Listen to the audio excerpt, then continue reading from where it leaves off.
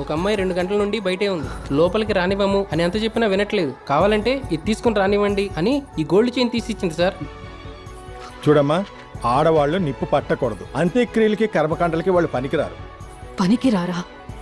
పేగు పంచి ప్రాణం పోయగలిగిన వాళ్ళం చితి ముట్టించి మోక్షం ఇప్పించలేమా? అయినా కర్మ చేయాలంటే గుండు గుట్టించుకోవాలి. అవుతుందా నీ వల్ల?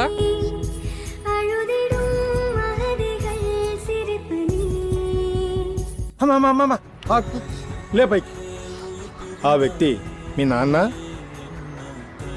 పెదనాన్న, బాబాయ్, మామయ్య.